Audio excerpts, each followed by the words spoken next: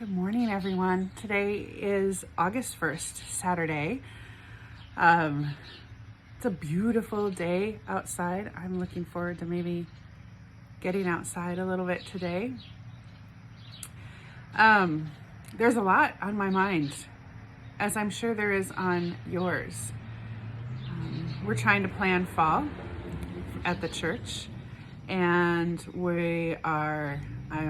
got a few projects that are almost done and some that have to get done, and sermons to write and worship to rethink, and VBS is starting, and so there's stuff to do for that.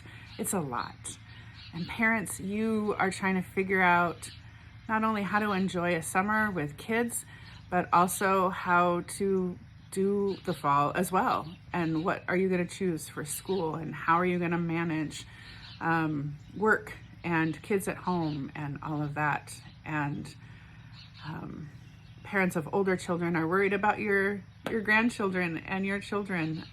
It's a lot right now that we are living through. Certainly nothing that we imagined ever. This was not on my list of things. As this pandemic kind of goes on longer than any of us had hoped. And so all of that is in my heart and my mind as I sit down with my cup of coffee, which is in my hands instead of on my table. As I think about what I'm going to talk about today, in light of tomorrow's readings, which is what I typically do on a Saturday. So tomorrow we're going to be hearing the story of the feeding of the 5,000 from Matthew's perspective. This is the story, other than the death and resurrection of Jesus, the only story that's shared by all four Gospels. So we know that it's super duper important. And we'll talk about that and why that is tomorrow in worship. But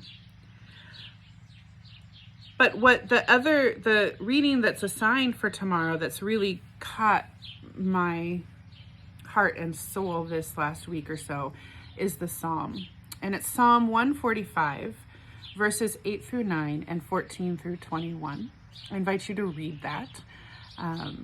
And if you want to read that right now, pause me or read it after this. But the first three verses of that, so 8, 9, and 14, but particularly 9 and 14, have been working on me this week. The Lord is gracious and full of compassion, slow to anger and abounding in steadfast love. Lord, you are good to all, and your compassion is over all your works. The Lord upholds all those who fall and lifts up those who are bowed down. I'm trying to imagine what it is that looks like when God's compassion is over all of God's work. I was thinking this morning as I was getting ready, well, I'm a work of God, but that sounds really funny to say, but it's true. And you are a work of God, and all that we see and all that we know are works of God. And this particular psalmist would tell us then that God's compassion is over all of it. But friends, sometimes that compassion, sometimes that realization that God is upholding us or lifting us up is really hard to see. I can feel, I'd like to know that pretty easily right now, wouldn't you?